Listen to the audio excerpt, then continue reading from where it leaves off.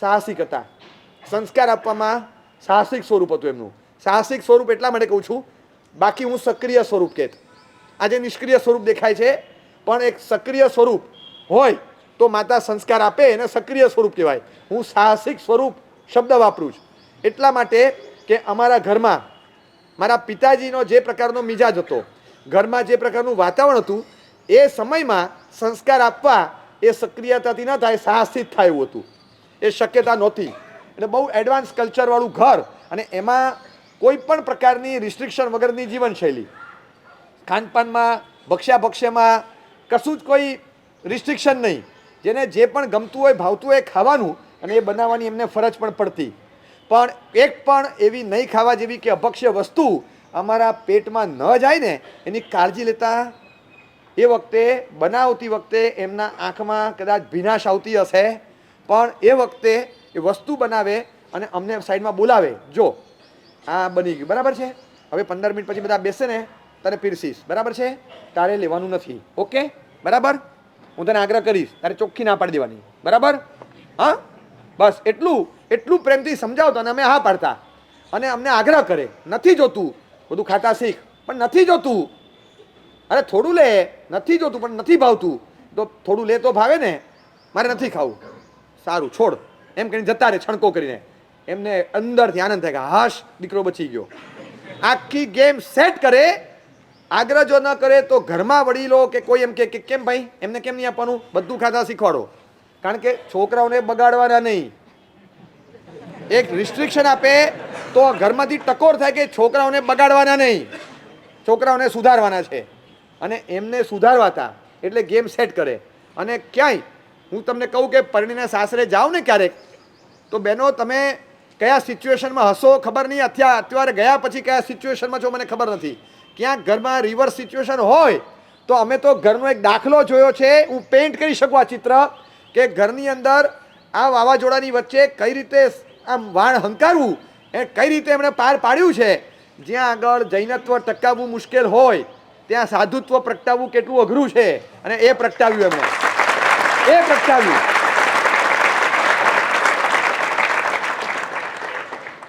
બહુ પ્રસિદ્ધ વાતો છે. નાના હોઈએ અને પૂજા કરવા ન જઈએ એટલે જમવા ન આપે, બહુ વાર કીધું છે. પૂજાની હાથમાં પૂજા ન કરી, દર્શન કરીને આવ્યા એટલે થાળી પીરસીને લઈ લેવાની. ત્યાં દર્શન કર્યા તો અહીંયા દર્શન કરવાના, પૂજા કરીશ તો જમવા મળશે, જા. થાળી પીરસે, જોવા દે, પછી ફટ કરતી લઈ લે, ચાલ ઉભો થા, દર્શન કરીને આવ્યો ને, અહીંયા દર્શન, જા, એટલે મારે પાછા જવાનું. આ રીતે કરતા અને અમે અકળાતા. અને પછી લોજિકલી તર્કથી પૂછવા જવું કે મમ્મી બેસો મમ્મી, રોજ પૂજા કરવી જોઈએ ને છોકરાએ રોજ પૂજા કરવી જોઈએ ને. તો દેરાસરની બાજુમાં ઘર લ્યો, દેરાસરની બાજુના બિલ્ડિંગમાં રહેતા હોત ને, દીકરા રોજ પૂજા કરત. 6 મિનિટના ડિસ્ટન્સ પર રહીએ, થાક્યા પાક્યા આવ્યા હોઈએ, અને પછી રમતા રમતા આવ્યા અને પાછા રમવા જવાનું, થાક્યા છીએ, રોજ કરીએ છીએ. કોક વાર વન્સ ઇન વાઇલ ના પાડી તો સમજતા શીખો. અને છતાં રોજ પૂજા કરાવી હોય ને તો ઘર કાઢીને દેરાસરની બાજુના બિલ્ડિંગમાં ફ્લેટ લો, ત્યાં રહેવાનું, તો રોજ પૂજા કરશે છોકરાઓ. મમ્મીને આકરું લાગે, આમ કટાક્ષમાં સંભળાવી દેતો, કંઈ બોલે નહીં, કશું ના બોલે. એમની બે વાત હતી, એ જોઈતી. અને કે જ્યારે વાવાઝોડું આવે ને ત્યારે ઝૂકી જવાનું, કોઈ દિવસ નહીં બોલે. વાવાઝોડું હોય ને ઝાડ ઊભું રહે, ઉખડી જાય. ક્યાંય સાંભળ્યું કે વાવાઝોડામાં ઘાસ ઉખડી ગયું? ક્યારેય સાંભળ્યું? કોઈ દિવસ નહીં. મૂળિયા ઝાડના મજબૂત હોય પણ ઉખડે ઝાડ, ઘાસના તો મૂળિયા શું હોય, એ ઘાસ ક્યારેય ઉખડે નહીં, કારણ કે ઘાસ ઝૂકી જાય. બ્રીઝી પવન પસાર થાય ને ઉપર ત્યાં ઝૂકી જાય, જેવું વાવાઝોડું જાય કે આવજો પાછું ઊભું થઈ જાય. ઘાસને કાંઈ નહીં, કાંઈ જ નહીં.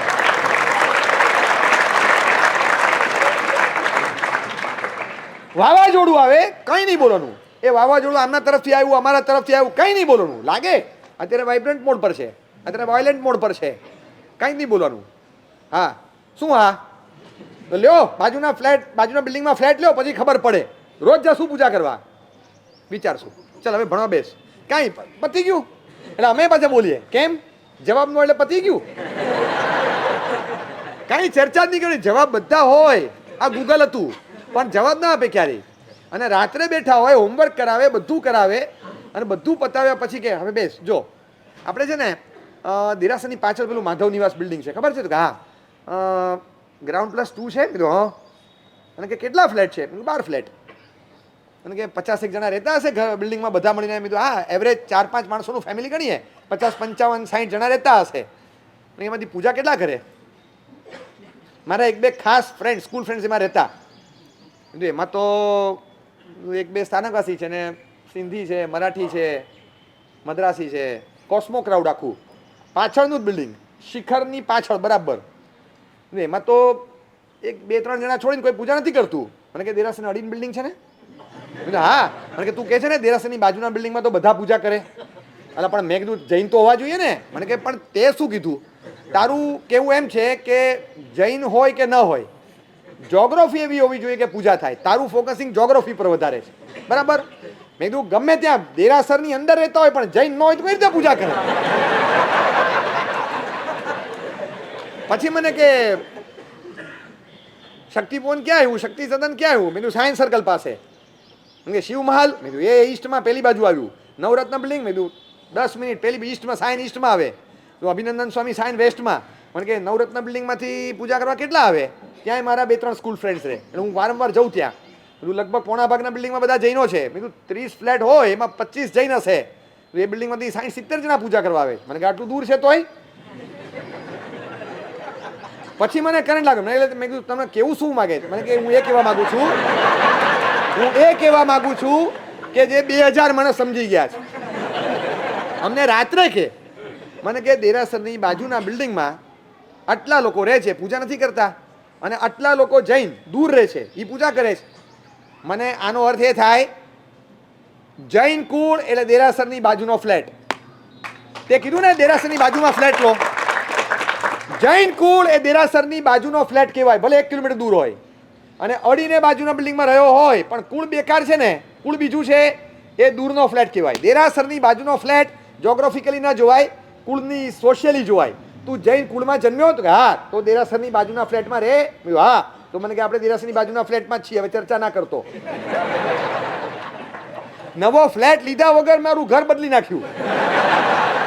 હું વિચાર કરું, મેં આ શું લોજિક છે? ગમે એવું લોજિક અમે આપીએ પણ અમે નિરુત્તર થતા સમજાવતા સવારનું મનમાં ભરીને રાખ્યું હોય, કંઈ બોલે નહીં. વાવાઝોડાનો જવાબ ધરતીકંપથી આપે, કાંઈ જ બોલવાનું નહીં, આખી ધરતી હલાવી નાખે. આપણો જે બેઝ હોય આખો ઉખેડી નાખે. દેરાસરની બાજુનો ફ્લેટ લીધો તો છે, તને એ ફ્લેટમાં જન્મ મળ્યો છે, જૈન કુળમાં જન્મ્યો ભાઈ, એટલે આપણે બાજુના ફ્લેટમાં જ છીએ. ભલે ને 1 કિલોમીટર દૂર હોય, 1.5 કિલોમીટર દૂર હોય, શું થઈ ગયું? અને એટલા દૂર નથી, 6 મિનિટ નથી લાગતી પૂરી પહોંચતા. અને તું જ જાય છે, આ બિલ્ડિંગમાં બીજા કોઈ જતા જ નથી. આપણે પૂજામાં કોઈ કોમ્પ્રોમાઇઝ નહીં થાય, બરાબર છે? અને કાલથી પૂજા કમ્પલસરી છે, નહીં તો જમવા નહીં મળે. છેલ્લે હરી ફરીને વાત તે જ આવે, ડેટા ફિક્સ. છેલ્લે ગમે તે તમે પટેલ આંદોલન ચલાવો, પાટીદાર આંદોલન ચલાવો, મરાઠા આંદોલન ચલાવો, કે અનામતનું આંદોલન ચલાવો, કે ખેડૂતનું આંદોલન ચલાવો, આ મોદી સરકાર હલે નહીં, હલે જ નહીં. ઠીક છે, આમ જે છે એમ જ રહેશે, ડેટા ફિક્સ, કશું નહીં થાય. અમારી મમ્મીની સરકાર હતી, જબરજસ્ત. તમે ટેકો આપો ન કાપો કશું જ નહીં. એ એકલા જ બહુમતી હતા, આમાં કશું જ ના ચાલે અમારી સામે. એક અક્ષર બોલો, સંસ્કારની બાબતમાં નો કોમ્પ્રોમાઇઝ. બે વસ્તુનો આજે ખરેખર આનંદ છે. એક, આવા ઉત્તમ સંસ્કાર આપવા માટે સક્રિય અને સાહસ કરી શકતા હતા. અને બીજું કે ખબર નહીં કઈ પુણ્યાઈ હતી કે કઈ યોગ્યતા હતી, એ ગમે તેટલી કડકાઈ કરે એ અમે સ્વીકારી લેતા હતા. જો સ્વીકારતા ના હોત અને આજે જે ચાલે છે ને એ રીતે અમે ધમપછાડા કરતા હોત અને એમનું ચાલવા ન દેતા હોત તો કદાચ અમે ક્યાંય ન રહ્યા હોત. એ અમે ખબર નહીં કેમ પણ કદાચ એ સમય એવો હતો કે સંતાનો સ્વીકાર એવી પાત્રતા સહજ હતી અને અમે સ્વીકારી લેતા હતા. અમને ગમતું હતું, નહોતું ગમતું તો પરાણે પણ એકવાર સ્વીકારી લેતા હતા. ઘણી વસ્તુ એવી છે જે જરાય એ વખતે નહોતી ગમતી, આજે ગળચટ્ટી લાગે છે, પણ એ વખતે કદાચ નહોતી જ ગમતી, પરાણે જ કરાવતા હતા અને એ વખતે કરી લેતા હતા. એ વખતના એમના સંસ્કારનું મૂલ્ય આજે સમજાય અને એ બહુ અગત્યનું લાગે. સ્કૂલમાં જઈએ એક્ઝામ વખતે, મને જિંદગીમાં યાદ નથી અમે 2 ભાઈઓમાંથી એકે જણાએ એક લીટી ભાર 10 મિનિટનું ક્યારેય ટ્યુશન નથી લીધું, ક્યારેય નહીં. મને કે ટ્યુશનમાં શું કરવાનું? બધું ભણવાનું. મને કે તો સ્કૂલમાં શેના માટે જાય? મને કે અહીંયા હાજરી પુરાવાની, અહીંયા ભણવાનું. મને કે એક જ જગ્યાએ 2 કરવાના. મને કે બંને એક જ જગ્યાએ થાય તો સ્કૂલ છોડી દે, ખાલી ટ્યુશન કર. મેં કીધું એમ થોડું હોય, આ તો ખાલી ડબલ થાય. મેં કીધું કાંઈ કશું નહીં, આપણી પાસે ટ્યુશનમાં 2 કલાક નહીં નાખવાના, એમાંથી 1 કલાક ભણવાનું, 1 કલાક રમવાનું, બરાબર છે? આ એટલે ખબર પડી ગઈ કે ટ્યુશનમાં જાઓ તો રમવાનું બંધ થાય. કીધું ઓકે ચાલશે, વાંધો નહીં. મને કે આપણે ટ્યુશનના 2 કલાક જાય એની કરતાં તું 1 કલાક ભણ, 1 કલાક રમ, તારો રમવાનો ટાઈમ થાય ખોટામાં. મારો દીકરો રમે નહીં કેમ ચાલે? હા બરાબર છે. કાળજી તો આપણી એવી લે, આપણને લાગે રમવાની અનુકૂળતા કરી આપી, હકીકતમાં ટ્યુશન બંધ કરાવ્યા. એમને ટ્યુશનનો વાંધો નહોતો. વાંધો એ કે તું ટ્યુશનમાં જવાનું હોય ને સવારે ધ્યાન નહીં આપે સાંભળતા, બધું સાંજે સમજવાનું છે ને. અત્યારે ટીચરને કારણ કે ઓલા ટીચર લેકચર આપતા હોય ને ત્યારે આપણે સાંભળીએ જ નહીં, પછી કશું સાંભળવાનું નહીં. એ વખતે ધ્યાન ન રહે આપણું, સર બોલે રાખીએ ને આપણે જીકે રાખીએ, પછી ચલાવે રાખીએ અને પછી સાંજે ભણવા જઈએ. એ પદ્ધતિ નહીં. મને હજી યાદ છે, અમારા એક્ઝામ ચાલુ દિવસોમાં 6 દિવસ એક્ઝામ ના હોય, એ ચાલુ એક્ઝામનું પેપર એક લખીને આવ્યો, કાલે બીજું પેપર છે. એક્ઝામ લખીને આવીને પહેલું કામ અડધો કલાક રમવા જવાનું. અને ક્યારેય મને ના નથી પાડી, ક્યારેય નહીં. એનું કારણ છે, રોજ જેટલું અમે ભણતા એક્ઝામ વખતે 1.5 કલાક વધારે ભણતા, બસ આટલો જ ફરક. એકે દિવસ મને હજી સુધી યાદ નથી કે ગઈકાલનું મારે હોમવર્ક બાકી રહ્યું હોય. એકે દિવસ બાય ડિફોલ્ટ આજનું કામ પતાવી જ દેવાનું, એ પહેલાં ઊંઘવા ન મળે. એક દિવસ મારું સ્પેરમાં ચાલાવા ન દે. તમારે તમારું પતાવી દેવાનું. તું એક દિવસ ઊભું રાખે એટલે 15 દિવસનું નોટ્સ બાકી રહેશે તારી. એ સિસ્ટમ જ નહીં જોઈએ. પછી એ ચાલે જ નહીં. પછી કોકના અક્ષરો મારી નોટમાં આવે, આપણી નોટમાં આપણા જ અક્ષર જોઈએ. પછી એ સિસ્ટમ જ નહીં. અને પાછું આગલા દિવસોમાં 3 પરીક્ષા પેપરો કાઢે, 3 પરીક્ષા પેપર કાઢે 100 માર્કના. મને કે લખ, ટાઈમ જોઈએ, 1.5 કલાક આપું છું. ત્યાં 3 કલાક આપે, તારે 1.5 કલાકમાં લખવાનું. તું 1.5 કલાકમાં 100 માર્કનું કઈ રીતે લખાય? મને કે લખ, 90 મિનિટમાં 100 માર્કનું પેપર લખવાનું. ભાઈ સ્કૂલમાં 3 કલાક આપે છે. મને કે તું લખ 90 માર્કનું, ચર્ચા નહીં કર. 90 મિનિટ થાય એટલે કે 5 મિનિટ વધારે આપું છું, પૂરું કર, ચાલ પૂરું કર. 5 મિનિટ વધારે આપું, 10 મિનિટ વધારે આપું, ચાલ પતાવ. 10 મિનિટ વધારે આપે, પેપર પૂરું કરે. 94 માર્ક આવે એટલે માં છે. 94 માર્ક આવ્યા એટલે પેપર હાથમાં લઈને ક્યાં 6 કપાયા એ ધ્યાનમાં લાવવાનું. અહીંયા આવો, આ જો તમે છે ને નહીં સમજી શકો, ક્યારેય નહીં સમજી શકો. સચિન જ્યારે રિટાયર થયો ને ત્યારે એની છેલ્લી ઇનિંગ રમીને ગયા પછી રિટાયરમેન્ટની બહુ ફેમસ છે સ્પીચ. ત્યાં ધ્યાનથી છે ને 2 શબ્દ એના હતા કે મારી આખી જિંદગીમાં ઘણી બધી ભૂલો સુધારવામાં અને મને નિખારવામાં કોચ આચરેકરનો બહુ મોટો ફાળો છે. He has never said to me well played. આ વેલ પ્લેડ આ શબ્દ કોચ આચરેકરના મોઢામાં મારા 25-26 વર્ષની કરિયરમાં ક્યારેય નથી નીકળ્યા.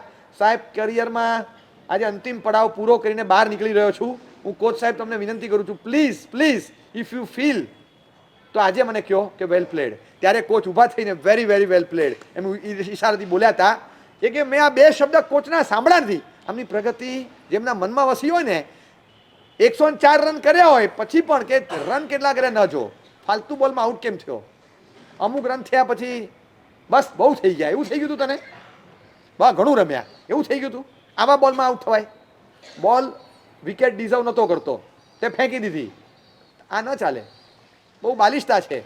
અને એ પણ 80-85 ટેસ્ટ ઇનિંગ રમ્યા પછી હોય આવું આમ ખંખેરી નાખે. આ રીતની પરિસ્થિતિ ક્યારે પણ અમને કોઈ દિવસ ક્યારે પણ છે ને એમ ન કે સરસ, બહુ સરસ માર્ક્સ આવ્યા, 6 માર્ક ક્યાં કપાયા. એ જો આ છે ને આપણે સરસ જ છે બધું. હવે આ 6 માર્ક ક્યાં કપાયા ધ્યાનમાં રાખ. આમાંનું કંઈ પણ પૂછશે ને એમાં 2 માર્ક બચી જશે તો 96 થઈ જશે કાલે. 3 વાર પેપર ભરાવે, 3 વાર. અમે ઘણી વાર છે ને આજે ઘણા છોકરા કરતા.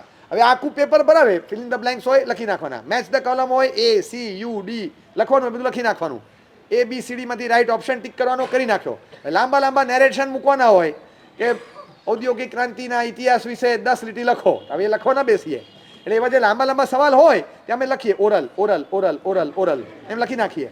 મમ્મી કે આ શું છે? 90 મિનિટમાં પેપર લખવાનું, આનું ઓરલ પૂછી લઉં, બોલી જવું બધું. હવે એ પાના ભરવાના બેસા અત્યારે. મને કે લખવા બેસ, હેન્ડ રાઇટિંગ સ્પેલિંગ બધું આવવું જોઈએ, તું લખવા બેસ પહેલાં, નહીં પહેલાં તું લખવા બેસ. આખું ફરીથી લખાવે. એ કે તને 90 મિનિટમાં કીધું છે આખું લખવાનું, એ લખાવે જ, એ ઓરલી કાંઈ ના પૂછે, બધું ભણાવવાનું. પછી ક્યાં કટ થયા એ ઓછું થાય એ બતાવે, બધું જ કરવાનું. અને પછી મેં તું છે ને કાંઈ ચિંતા નહીં કરવાની. 2 વસ્તુ નહીં આવડે ને તો એ બી ભાંગ નથી ખાતી કે બધું મને જ આવડવું જોઈએ, હું એકલો નથી ભણતો, આજુબાજુવાળા બધા ભણે છે. મને કે એટલે મેં તું નાસ્તો લઈને જઈએ ને તો હું વેફર લઈને જાઉં, શક્કરપારા મને મળે છે, અને જે શક્કરપારા લઈને આવે એને વેફરે મળે છે.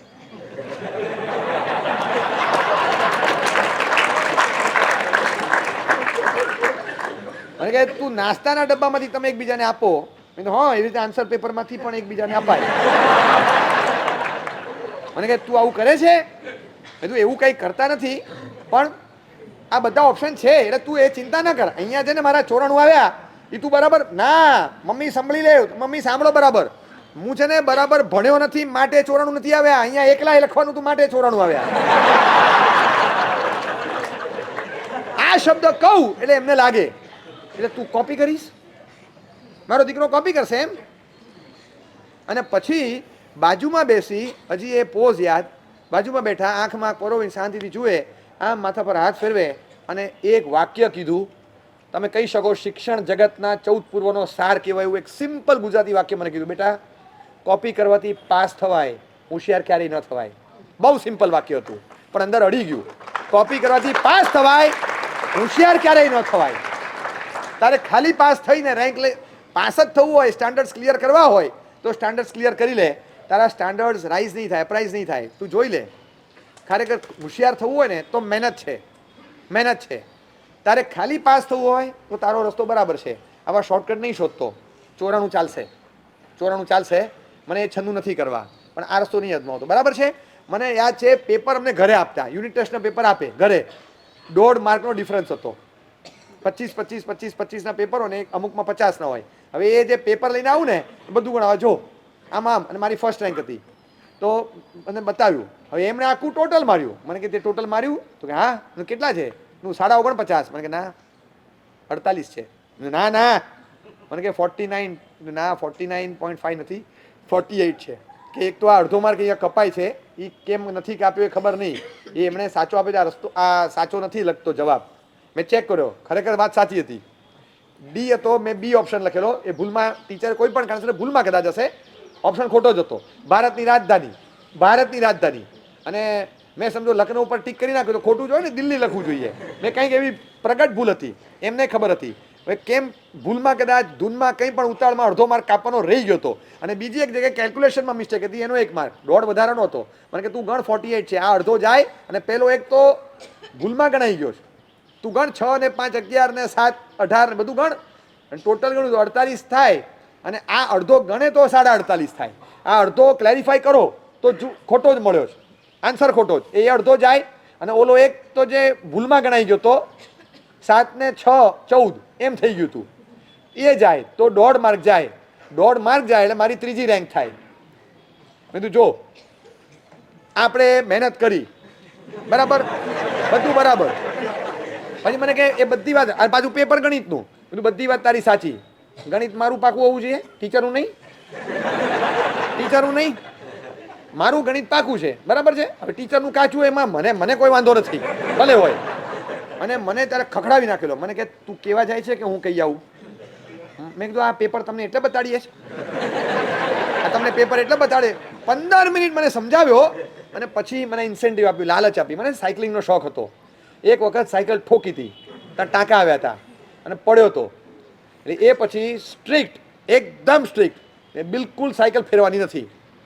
સાયકલિંગનો ક્રેઝ હતો, અડધો કલાક સાયકલ ફેરવા મળે એ માટે કે બધું કરી આવું. પણ પછી મને ચોખ્ખી ના પાડી હતી. વાગ્યું હતું જરા અને કશું જ ન થયું, પણ ઘણું બધું થાય એવું હતું એ વખતે. પણ એ વખતે નસીબે બચી ગયો હતો. એટલે પછી સાયકલ ટોટલી બંધ હતી. 6 મહિના થઈ ગયા હતા અને મને સતત સાયકલ તું ભૂલી જ જા, હવે આ ભાવમાં તને સાયકલ નહીં ફેરવા મળે, ચોખ્ખી વાત. અને એટલા કડક થઈને કહી દીધેલું. અને હતું એવું કે શરૂઆતમાં તો મને ગભરાટ હતો, પછી મારો ગભરાટ તો જતો રહ્યો, પણ એમનો ઊભો હતો. મને કહે બિલકુલ નહીં, બિલકુલ નહીં, આપણે બીજી વાર જોખમ નથી કરવાનું. 1-2 વાર કોકને ઠોકી હતી, એકવાર હું ઠોકાયો ગાડી સાથે, હું પડ્યો હતો. મને કે હવે આપણે ઉતાવળ કરવાની નથી, સાયકલ ફેરવાની નથી. આ વખતે મને સામે ચાલી કીધું તું કહી આવે છે કે હું કહી આવું 1.5 માર્કનું? મેં કીધું બિલકુલ નથી કહેવાનું, કોઈએ કહેવાનું નથી. મને કે સારું. 10 મિનિટ પછી જમવા બેઠા, જમીને ઘરેથી નીકળતો હતો. મને કે જો એક કામ કરીશ, સાયકલ ફેરવી છે? મેં સાયકલ સાંજે સાયકલિંગ કરવા જવું છે અડધો કલાક? તો કે હા, આ 1.5 માર્કનું ક્લેરિફિકેશન કરીને આવ, આજે અડધો કલાક સાયકલ ફેરવા દઈશ.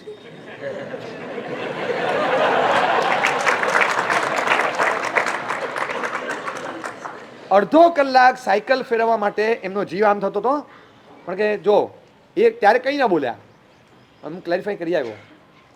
સર વિચારમાં પડી ગયા અને મને કીધું કે તારી રેન્ક જાય છે. મેં કીધું સાહેબ છે જ નહીં, છે જ નહીં. I am not losing it because I am not having it. પહેલી રેન્ક હોય તો જાય, નંબર 3 જ આવ્યો છે, હવે આમાં છે જ કંઈક ગડબડ. સર વિચારમાં પડી ગયા. મેં કંઈક પાછું વેરી ઓનેસ્ટ બધાની વચ્ચે કીધું. આજે હું કહું, ખરેખર કહું છું, એ વખતે મને એવું પણ નહીં સૂઝ્યું કે હું કહું કે મારા મમ્મીના દબાણથી આ હું કહી રહ્યો છું. મેં એટલું પણ નથી કીધું. ત્યાં જે શ્રેય મળ્યો કે યશ મળ્યો ને મેં લીધો જ. એ ક્યાંય એવું એક જસ આપવાની પણ એવી બુદ્ધિ નહોતી ચાલી, કદાચ પૂરો જસ લઈ લેવાની એવી કોઈ ક્રેડિટ લેવાની ભૂખે નહોતી કદાચ, પણ એ સૂઝ્યું ડફોળ હતા. ક્રેડિટ ખરેખર ડિઝર્વિંગ ફેક્ટર કોણ હતું મને કાંઈ ખબર નહોતી પડતી. મને બધાની વચ્ચે કીધું કે સી ઇઝ ઓનેસ્ટી, આના મોરલ્સ જો કેટલા ઊંચા છે, એના મૂળિયા ક્યાં છે એ બતાવવાનું ત્યારે મને નહોતું સૂઝ્યું. આજે આટલા વર્ષે સૂઝે છે ને ત્યારે મૂળિયા જ્યાં છે એ વ્યક્તિ હાજર નથી. પણ આજે એમ થાય કે આવી નાની નાની વસ્તુઓમાં બાળકમાં સંસ્કાર રહે. તમે એક જુઠ્ઠું બોલો એ જીવ બળતો હોય, એ લોકોએ ક્યારેય એવા સંસ્કાર નથી આપે ને. ત્યારે મને ખ્યાલ છે કે કેટલાયના મા બાપે અહીંયા આજે કે નાસ્તો કરવા બેસે ને તો ધર્માદો નથી કરવાનો. તું છે ને ખૂણામાં બેસીને તારું પતાવ, આખા ગામ માટે આને શક્કરપારા આપે, સેવ આપી આવો, આને ચકરી આપી આવો, એના માટે નથી ભરતા તારો ડબ્બા. ગામમાં ધર્માદો કરવા ના નીકળ, આપણે જમણવાર કરી દેશો. અહીંયા તારો નાસ્તો છે ને તારે ચૂપચાપ કરી લેવાનો. તમે બાજુવાળાને આપો ને તો મમ્મીને જીવ બળતો હોય. અને ત્યારે મારા મમ્મી રોજ પૂછતા કે નાસ્તો એકલો કરે છે કે કોઈને કંઈ આપતો નથી. આમ નાસ્તાનો ડબ્બો લઈને જવાનું એક કલ્ચર હતું એ વખતે. અને એ વખતે આમ રીતસર આમ લાગે કોઈક બહાર ખાતું હોય ને, મેં કીધું બધા બહાર ખાય છે, મને પૈસા આપ ને, બધું નાસ્તાનો ડબ્બો આપું છું. રિસેસમાં કંઈક ખાવાનું એ ચડ હોય. રિસેસમાં ભૂખ લાગે કે ના લાગે, ખાવાનું, કારણ કે રિસેસ છે.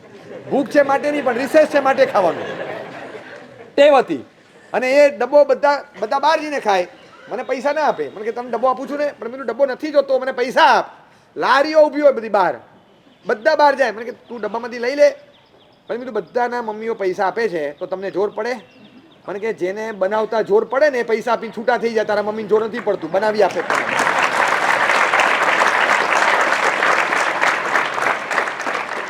તને નાસ્તો બનાવીને આપું છું, જેને બનાવતા જોર પડશે આપી દેશે, પૈસા છૂટા થઈ જશે. કે લો મહેમાન આવ્યા, ચા બનાવી, ચા પીવડાવવાની, એ મહેમાન ગતિ છે. સરસ મજાની વાતો કરી પછી બહાર જાય ત્યારે 20 નોટ આપે. સરસ, હા જરા ચા પી લેજો ને. આ કઈ મહેમાન ગતિ છે? આ મહેમાન ગતિ છે? આમ એવું અંદર નાખી દે. મને કહું હા મનમાં તો સારું, એટલું લખી રાખ મમ્મી આ છે. એ બધા મમ્મી નથી, એ કેરટેકર છે. તને બનાવીને આપે છે, બસ એ ખાવાનું. એટલે તાજું આપે છે, તું એ લઈ લે, એમાં શું કામ ચિંતા કરે અને બીજાને ખવડાવજે. અને કોઈ પૂછે કે બહારનું નથી ખાતો કે ના, મારા મમ્મી તો મને પોતે બનાવી આપે, મને ભાવે એવું પોતે બનાવીને આપે, બહારનું શું કામ ખાવાનું ગમે તેવું. એટલે એટલી કાળજી કે ભક્ષ્ય ના આવે, બહારનું ગંદુ ગોબરું ખાય, એક વસ્તુ ખાય, ભાવે એવી ને ખપે એવી ખાવું, પણ ભાવતું થાય ને એટલે પછી બીજું પણ ખાવાનું થશે. અને ત્યાં ગયા પછી ઓપ્શન 4 છે, એમાં હું શું ખાઉં, એમાં મારી માથે કોઈ છે નહીં. હું ખાઉં કંઈક ને કહું કંઈક, તેમાંય કોઈ વેરીફાઈ કરનાર નથી. એટલે પછી તો મમ્મીને ચિંતા થાય, નહીં કરતા કે એ દ્રષ્ટાંત ઊભું જ નહીં થવા દેવાનું પહેલેથી જ, કે હું તને બનાવીને આપું એ ખાઈ લે. પૈસા આપે તો માથાકૂટ થાય. એટલે આ ભાંજગડમાં પડવાનું જ નહીં. આવી રીતે અમારા સંસ્કાર આપવામાં એક સાહસિક સ્વરૂપ હતું. અમે ગાથા કરતા હતા સ્કૂલમાં, ઘરમાં. હું કટાસના પર નથી બેઠો, હું બેન્ચ ઉપર નથી બેઠો, કે હું કોઈ જગ્યાએ નથી બેઠો, એટલું તો હું પ્લેટફોર્મ ઉપર બેઠો છું, રસોડામાં. પ્લેટફોર્મ ઉપર અમને બંનેને રોજના 2 થી 2.5 કલાક બેસાડે, રોજના. અને પ્લેટફોર્મ ઉપર આખું બાળપણ વીત્યું છે. ઘણા આજે મને પૂછે વ્યાખ્યાનમાં કંઈક વાત નીકળે ને, મને કે તમે રસોડાના બધા જાત જાતના દ્રષ્ટાંત આપો, તમે ક્યાં રસોઈ બનાવી, નાનપણમાં દીક્ષા લીધી? મને એ થાય કે હા વાત તો સાચી, પણ મારું બાળપણ છે ને રસોડામાં વીત્યું છે. આ કમ ટુ નો ક્યાંથી આવ્યું? આમ બધું ધ્યાન તો આપણું ડાફોડી મારતા હોઈએ, આમ ગાથા કરાવતા હે બસ. નાણું વટ્ટાણ વંદગઢ, નાણું વટ્ટાણ વંદગઢ, નાણું વટ્ટાણ વંદગઢ, નાણું વટ્ટાણ વંદગઢ. મમ્મી રોટલી વણે છે, રોટલી ઊંચી નીચી કરે છે, શું કરે છે, તવી ઉતારે છે, બધું જે કરતા હોય બધું હું જોયા કરું. નાણું વટ્ટાણ વંદગઢ, નાણું વટ્ટાણ વંદગઢ, નાણું ગાથા બોલતા જવાનું. અને પછી આ જોયા કરવાનું મમ્મી શું કરે છે. બસ એ નાસ્તો બનાવે, ઢોકળા બનાવે, શાક સમારે, રોટલી, જે કરતા હોય બધું જોયા કરવાનું. આપણું ધ્યાન એમાં હોય. આંખથી રિસીવ કરે અને કાન શબ્દો પકડીને મગજમાં નાખે. બસ ગાથા કરતાં કરતાં બધું જોયું, બસ એ અંદર ફિટ થયું છે. બાળપણ આખું અમને બંનેને ઉપર બેસાડે. અંગ્રેજી માધ્યમમાં ભણતા હતા, ગુજરાતી કક્કો લખતા વાંચતા જરાય ના આવડે. હેડલાઇન્સ પણ મુંબઈ સમાચારની ત્યારે વાંચવી અઘરી પડતી. 7th 8th આવ્યા ત્યારે હેડલાઇન્સ ખાલી વાંચવી હોય ને તો પણ ધીમે ધીમે વાંચીએ. હિન્દી પરથી આમ થોડુંક સિમિલર લાગે એટલે તોય ટપ્પો નહોતો પડતો, એટલી અઘરું લાગે. એ વખતે અમને સકલારત ને ભક્તામણ અધિસાની ઘરે કરાવતા. મોઢે સકલારત પ્રતિષ્ઠાન, સકલારત પ્રતિષ્ઠાન, સકલારત પ્રતિષ્ઠાન, બરાબર બોલ. અને ભૂલ કાઢે એટલે અહીંયા જેણે જેણે પણ ગાથા લીધી હોય ને એમની પાસે તમે આવતા ભવ સુધી ના ભૂલો. એમની પાસે જાય કોઈ ગાથા આપવા તમે પૂછજો. આ ઉદ્યાન કરનારને અનુભવ છે બધાને. સાહેબ ગાથા લેવાની કે શેની સાહેબ અજીત શાંતિ આખી થઈ ગઈ. પછી મને કીધું તું મારે કે મોટા મારા અજીત શાંતિ આખી સંભળાવી દેજો. આખી અજીત શાંતિ સંભળાવવાની તો કે હા બેસો સાહેબ વંદન કરી લો. હા વંદન કરી લો. વંદન કરીને શરૂ કરે. હજી આમ 1 મિનિટ પડે. શું સંભળાવવાનું છે સાહેબ? આખી અજીત શાંતિ. વાંદના બોલ સાહેબ. અજીત હા અજીત શાંતિ પણ એટલે વાંદના તો થઈ ગયા છે ને. વાંદના બોલ. હવે હું એસએસસી બોર્ડની એક્ઝામ આપવા જાઉં ત્યારે ઓબ્વિયસલી 3rd થી 9th બધું પાસ થઈ ગયું, પણ 3rd ની કવિતા પૂછે ક્યાંથી આવડે મને? પ્રિપેરેશન ન હોય. વાંદના બોલ. ઈચ્છા બોલ. વાંદના પાકા કર. અરે વાંદના પાકા કર. વાંદના પાકા કર. ઓલો અજીત શાંતિ ભૂલી જાય તો વાંદના પાકા કર. અજીત શાંતિ આપવા આવે પાછળના સૂત્રમાં કેમ ઠેકાણા નથી? અનાથ થઉ સસ્યનમ સસ્યનમ. એ ઉભા રે ઉભો રે. અનાથ થઉ સસ્યનમ છે. અનથ ન ડબલ છે અને ત થ ભેગા છે. 2 જોડાક્ષર છે. બરાબર બોલ. અનથ ધીએ ધારણે અનુપ્યાય વડમાની ઠમે કૌશકમ. ધીએ ધારણે શું બોલ્યો? ધીએ ધીએ નહીં. જો ધી ઈ એ જો બરાબર વાંચ. ધી ઈ એ. ધીએ ધારણે નહીં બોલવાનું. ધી અને ઈ ભેગા આવે ને એટલે સરકી જવાય આમ જરા ઝડપથી. ઓલું સ્કીડ થઈ જાય આપણી જીભ. એટલે ધીએ ધારણે નહીં. ધી ઈ એ. બરાબર બોલ. બરાબર બોલ. બરાબર બોલ. એમ એટલું સરસ છે. સવનુણમ. સવનુણમ નહીં સવનુણમ. વ ડબલ છે ન ડબલ છે. જો અક્ષર જો પેલા બરાબર વાંચ. એમને એટલું શીખવાડતા પરફેક્ટ ઉચ્ચાર શુદ્ધિના બાદશાહ હતા. બાદશાહ. એમની પાસે એમના તો સૂત્ર અલગ તરી આવે, પણ એમની પાસે ભણ્યા હોય ને એના સૂત્ર અલગ તરી આવે. એમ તમને ખ્યાલ આવી જાય કે ઉચ્ચાર તો અલગ કક્ષાએ હોય. એકદમ ચોખ્ખા ચટ્ટા ઉચ્ચાર જોઈએ. આઘું પાછું સેજ પણ ન ચાલે. અને ગાથા આપે ત્યારે પણ એવું ને લે ત્યારે પણ એવું. જરાય ચલાવે નહીં. અને ભાગ્યે જ કોક જ હિંમતબાજ હોય જે એમને ગાથા આપવાની હિંમત કરે. હા એ સીએની એક્ઝામ જેવું છે. રિઝલ્ટ 2% 2.5%નું જ આવે. હા 97% નાપાસ થાય. એને ફરીથી જ આપવાની રહે. તું આખું પાકું કરીને ફરીથી લાવ. લોગસ બોલાવે. લોગસમાં 6 ભૂલ કાઢે. હું વંદિતું આપવા જાઉં અને આખા વંદિતામાં 4 ભૂલ નથી પડતી એવા કોન્ફિડન્સ સાથે મારા લોગસમાં 6 ભૂલ કાઢે. મોરલ ડાઉન થઈ જાય કે તું લોગસ બોલ. લોગસ બોલ બરાબર. હવે બહાર જઈએ કોઈ પૂછે શું કરતો તો કાંઈ બોલાય જ નહીં, પણ પાકું કરાવે. ઉપરથી નીચે બધું જ રિપીટેશન તો એવું કરાવે અને પાછળના સૂત્રો એવા પાકા કરે. બરાબર. રોટલી વણતા વણતા એમણે કદાચ અમને બંને ભાઈઓને ઇન્ડિવિજ્યુઅલી, મારા અલગ એમના અલગ, મિનિમમ 1000 કલાક મને ભણાવ્યું હશે. મિનિમમ 1000 કલાક એમને ભણાવ્યું હશે. મિનિમમ. હું ઇન્ડિવિજ્યુઅલી કહું છું. મારો વારો પતે ચાલ તું આવી જા. હવે તું ભણવા બેસ. પાછું એમની પાછળ પ્લેટફોર્મ પરથી નીચે ઉતરી કિચનમાં ત્યાં જ હોમવર્ક કરવાનું. તું અહીંયા બેસ. તો અહીંયા બેસ. આ ઊંધો ફરી જા. આ ઊંધો ફર. અહીંયા હોમવર્ક કર. ચાલ તું બેસી જા ઉપર. એકને હોમવર્ક કરવા પાછળ બેસાડે અને એક જણને પ્લેટફોર્મ પર બેસાડે અને બરાબર આમ રોટલી વણતા જાય પાછળ જુએ. એ ધ્યાન રાખ. બરાબર. તારામાં ધ્યાન રાખ. અહીંયા ભૂલ પડે એટલે હું કંઈક ઈશારો કરું, કંઈક અટક ચડું. તું તારામાં ધ્યાન રાખ. અમે બે કંઈ અટક ચડ. તું તારામાં ધ્યાન રાખ. અને એ તું બોલ. તું આગળ બોલ. રોટલી વણતા જાય. એ રોટલી વણતા વણતા સેજ ભૂલ પડે. ફટ સરખું બોલ. વેલણ ફટ 500 વેલણ ખાધા છે અહીંયા આગળ. દુબળો પાતળો હતો. હાડકા નીકળે. એમાં વેલણ પડે ને એમાં જો બરાબર વાગી ગયું તો પછી તો 2 દિવસ દુખે. એટલે પછી તો ઘણી વાર મેં કીધું એક કામ કરો, હું છે ને હાથ જ આપી દઉં. એક જગ્યાએ મારો 5 વાર મારો, પણ એક જ જગ્યાએ મારો. મારે છે ને સરખું કરી નાખી. પછી આડું ઓળું વાગી જાય છે પછી 4 જગ્યાએ દુખે. એક ફિક્સ જગ્યા રાખો.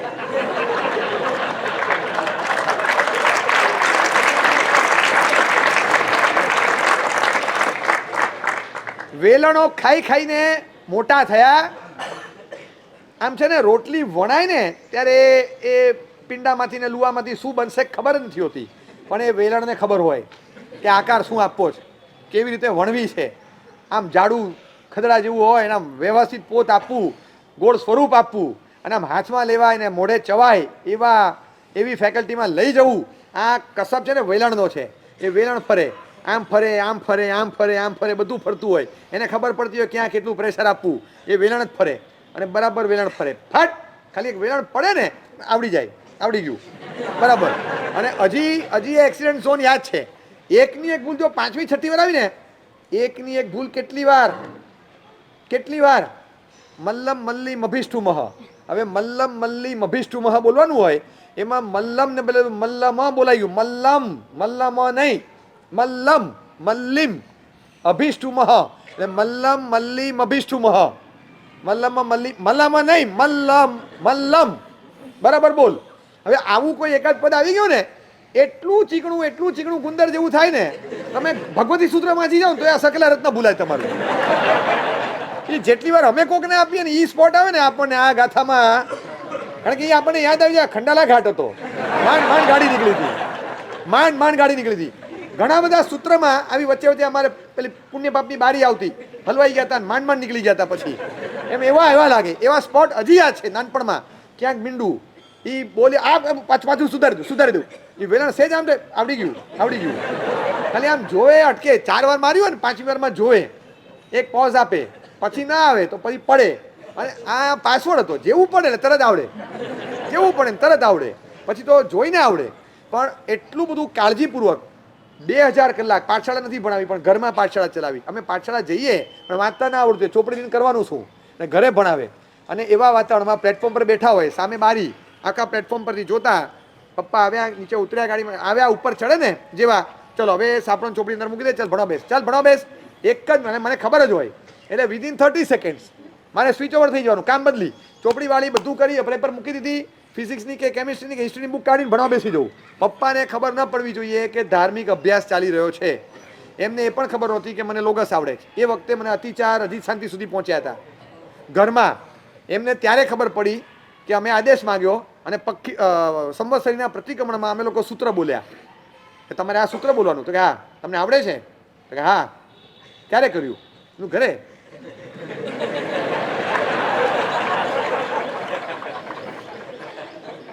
તો આશ્ચર્ય થઈ ગયું. બધું નક્કી હતું, બધું સેટ હતું. તો બસ પછી તો ખૂબ લોકોએ પ્રશંસા કરી. આટલો નાનો દીકરો અતિચાર બોલે, આટલો નાનો છોકરો અજીત શાંતિ બોલે. એ અતિચાર બોલ્યા હતા, હું અજીત શાંતિ સરસ રાગમાં બોલ્યો તો બંને જણાનું બહુમાન થયું. બધું જોઈને સાયન્સ સંઘવાળાએ બધે બહુમાન કર્યું. એમને જરાય ગમે નહીં. પણ નસીબે એટલો સાથ આપ્યો કે અમે એ ત્યાં ને અમે 3 અહીંયા. ખરી મહેનત જેમની હતી એ બીજા ઉપાશ્રયમાં હતા. વર્ષ ક્રેડિટ લેવાને વર્ષ. અને આખા સંઘમાં 15 મિનિટ પ્રતિક્રમણ બંધ. એમની સાઇઝ એવી હતી ને કે અતિચાર બોલે, બધા આમ જોવે કે કોણ બોલે છે. અને એ વખતે એક ભાઈ બોલ્યા, એ જે છોકરો બોલતો એને ઊભો કરો. બોલો કે ઊભો જ છે.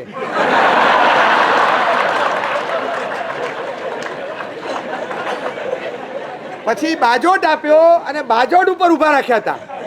ત્યારે ડોકી બહાર આવી. પછી આટલા નાના છોકરા અતિચાર બોલે. હું તો હાઇટેડ હતો, થોડોક હતો, દેખાતો હતો. અજીત શાંતિ બોલ્યો હતો. પછી કે બંને છોકરાઓના પપ્પાને ઊભા કરો. એમને ઊભા કર્યા. પછી કે ધન્યવાદ છે તમને, ખરેખર ધન્યવાદ છે. તમારા દીકરાઓ આટલું સરસ શીખ્યું. ખરેખર તમે પુણ્યશાળી છો. તમે કેટલા જાગ્રત છો. તમે દીકરાઓ પાછળ આવી મહેનત લીધી.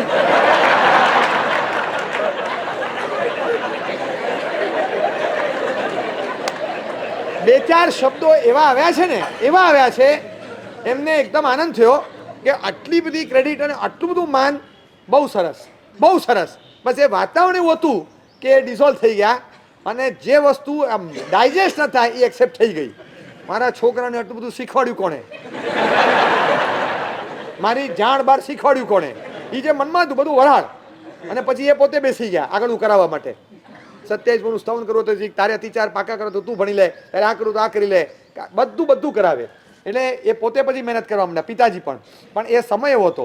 આવા વાતાવરણમાં કઈ રીતે સંસ્કાર આપવા ને બહુ મોટો પડકાર હતો. આ રીતે પડકાર આપતા ક્યાંક છે ને નાનપણમાં બધાને નડ્યા છે. મમ્મી પાઠશાળા જા, ગાથા ગો.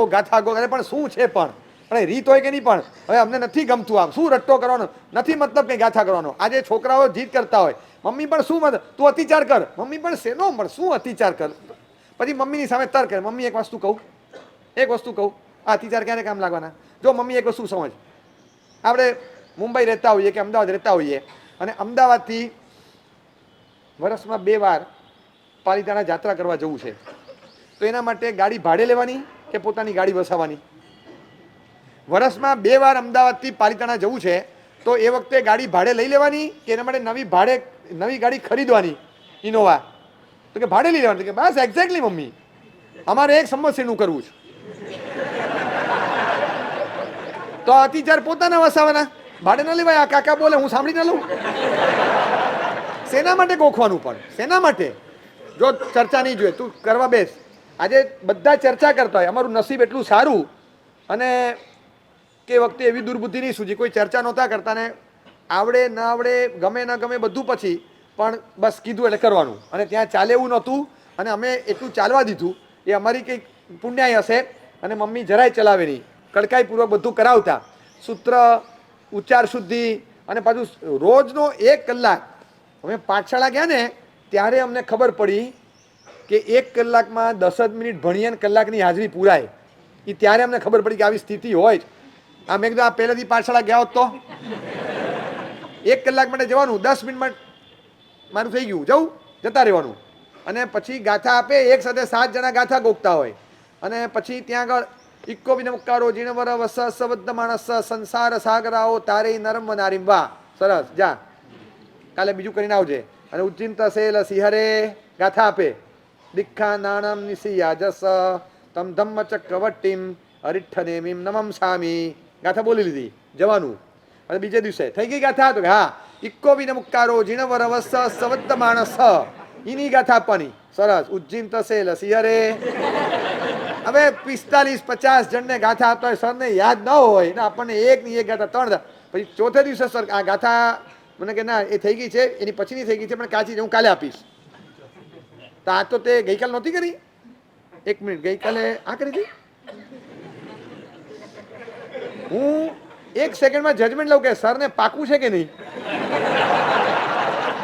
જો લાગે કે સરને પાકું છે, હા બરાબર, આ જ કરી. અરે સોરી તો આગળની મારી થઈ ગઈ છે, બસ હું 1 મિનિટ પાકી કરીને આપું. એ જૂનું ચાલતું હોય સુધી જૂનું જ ચલાવવાનું, નવી નોટ હાચવીને રાખવાની, જરૂર હોય તો જ ચરણમાં કાઢવાની. એ ગાથા કરીને રાખવું, પણ રાખવું સ્પેરમાં, જૂનું ચાલે ત્યાં સુધી ચાલવા દઉં. પકડાવતું અરે સોરી ભૂલમાં ગઈકાલે પૈકી આવડે છે મને, આ થઈ ગઈ છે, આગળની થઈ ગઈ, તરત આગળની આપી દઉં. એટલે સરને ત્યાં છોકરો ડાયો છે. આ રીતે કરતા હતા પાઠશાળામાં. નસીબ હતું, ઘરમાં ભણ્યા હતા, ખરેખર નસીબ. પાઠશાળા કલ્ચર આપણે ત્યાં હતું જ નહીં. પછી મમ્મીઓ નિષ્ક્રિય થયા અને ઘરમાં જ ભણવાનું. એમાં શું આંબેલ ખાતા થોડા હોય, ઘરમાં આંબેલ થતા હતા. એકાસના ખાતા છે ક્યાંય, બેસણા ખાતા, નવકારસી, ચોવિયાર બધું ત્યાં. એ રીતે ઘરમાં જ કરતા આંબેલ. એમ ઘરમાં પાઠશાળા, ઘરમાં મમ્મી ભણાવે, બસ ઘરમાં ભણતા. પછી 5-7-10 મમ્મીઓ થોડા બિઝી થઈ ગયા અને એના છોકરાઓ વતી 1 મમ્મી ભણાવે અને 10 છોકરા ભણે. એમ કરતાં શરૂ થયું.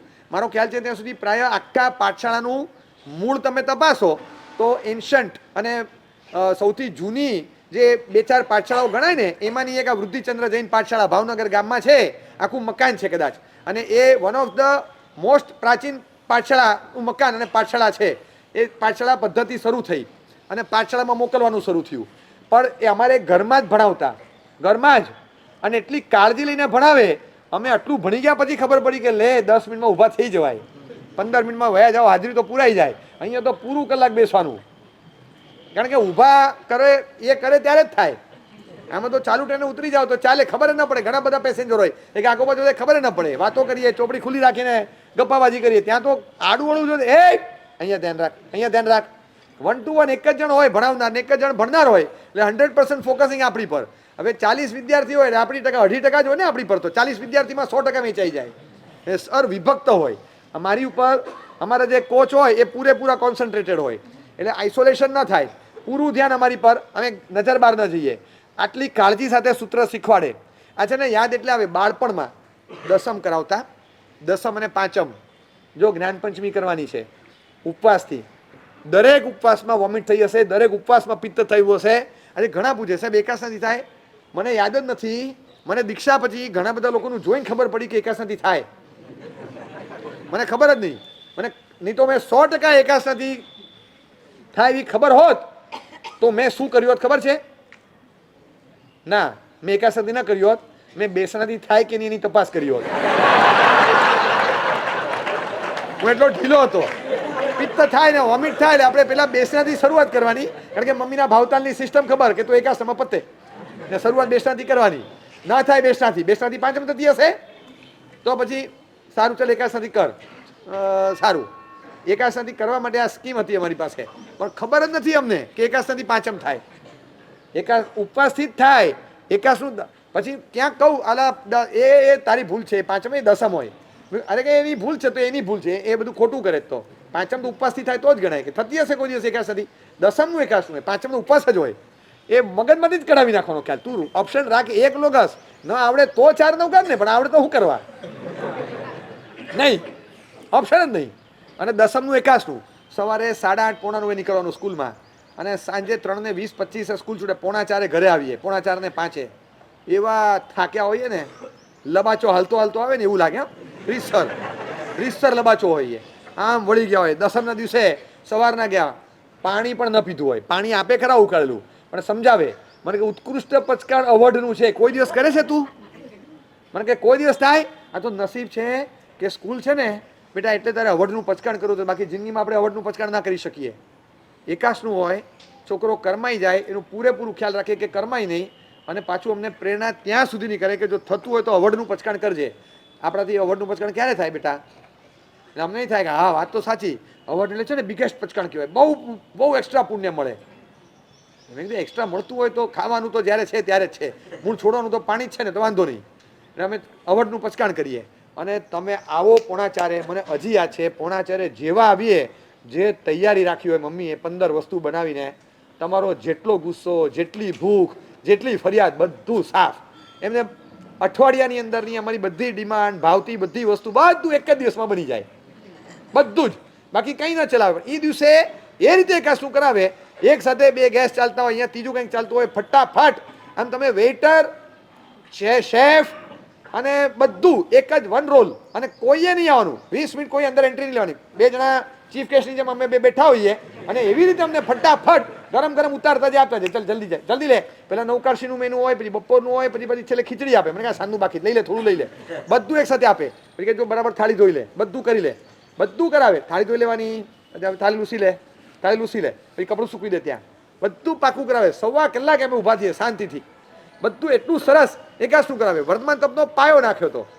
તો સ્કૂલની રિસેસમાં આવું, અને એ વખતે 35 મિનિટની રિસેસ, એમાં 12 થી 14 મિનિટ તો આવવા જવાની થાય. 20 મિનિટ મને માંડ મળે એમાં આંબેલ પતાવવાનું. 20 મિનિટમાં થાળી કાઢીને તૈયાર હોય, પીરસવાની બાકી, જગ્યા રોકેલી હોય, માટલી પાણીની ગોઠવેલી હોય, બહાર દરવાજે ઊભા રહે, આમ ગલીમાંથી વળું ને છેલ્લે ને બસ આવ્યો, ચલાવી જા, પછી અંદર આવે. હવે કન્ફર્મ કે હવે 200 ડગલા ચાલવાના છે, ત્યારે જઈને રોટલી ને મગનું પાણી બધું કાઢે ફટાફટ. હવે ઠરશે નહીં અને એનો ટાઈમ બગડે નહીં. 1 મિનિટ બચાવવા માટે થઈને બધું કાઢીને માપસર તૈયાર રાખે. ચાલ જલ્દી બેસ, જલ્દી બેસ. ત્યાં દરવાજા પર એક વાટકી મૂકેલી હોય, આમ બતાવે મને, અને પછી અંદર જાય. એટલે મારે એ વાટકીમાંથી પાણી લઈને હાથ ધોઈ નાખવાના, પછી અંદર આવી જવાનું. બધું તૈયાર, અને સીધો આંબેલ કરવા બેસું. ફટાફટ આંબેલ કરાવે, અને પછી છેક દરવાજે આવે, બહાર જવું ત્યાંથી બૂટ પહેર, લેસ બરાબર ફિટ કર, બરાબર કર, ઇન્સર્ટ કર, બહારથી બહાર નીકળી ગયું છે શર્ટ, બરાબર કર.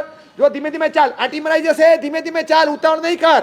હું 200 ડગલા દૂર જાઉં ત્યાં સુધી એમની કોમેન્ટ્રી ચાલુ હોય. ધીમે ધીમે જજે, શોર્ટ રિસર્ચમાં પાણી પી લેજે, ઉકાળેલું પાણી છે, બીજા કાળનું છે, સાચવીને રાખજે.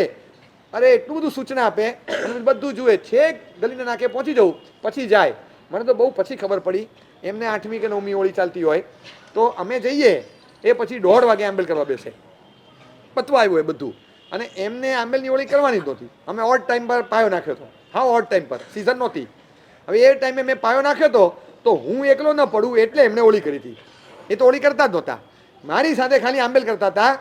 એટલે એમ લાગે કે ઘરમાં આંબેલ છે. ઘરમાં અમને ભાવે એવી એકે વસ્તુ બને નહીં 20 દિવસ, એકે વસ્તુ બને નહીં. કારણ કે ક્યાંક જોવે, બહાર સુગંધ આવે, ક્યાંક છોકરાનું મન ચલિત થાય, નાસ્તાના ડબ્બા ન ખુલે. ઘરમાં બધા ખાવા પીવાની બાબતમાં 144મી કલમ, 3 વસ્તુ ખાઈને બધા ઊભા થઈ જવાનું. એક જણને પાયો ચાલે ને એટલે 4 જણને બધું ત્યાગ થઈ જાય. બનાવવાનું જ નહીં, સીધું સાદું. સાંજના ટાઈમે આમ આંટો મારવા રસોડામાં જવું, તું બહાર બેસ, કશું બનાવ્યું ને તું બહાર બેસ. ખાલી મન થાય કે ચલો આંટો મારવા જવું, રસોડામાં જવું, તું બહાર બેસ, અત્યારે કંઈ કામ નથી, તું બહાર બેસ. રસોડામાં જવા જ ન દે. એટલી કાળજી લે કે આના ભાવ બધા ચલિત ન થાય. એટલી કાળજીપૂર્વક એકાશનાને આંબેલ કરાવતા, પાયો નખાવતા. આ બધું કરાવ્યા પછી એક સંસ્કાર આપવાની બાબતમાં એવા પાક્કા હતા. મહાત્મા પાસે મોકલે, જ્યાં ગાથા સંભળાઈ આવો, આમ કરી આવો. મારા ગુરુ મહારાજ સાહેબનું ચાતુર્માસ હતું સાયનમાં, એ મહાત્માનો પરિચય થયો ગુરુદેવનો. અને એ પછી ધર્મ માર્ગે અમે થોડા એક્સેલ થયા અને વળ્યા.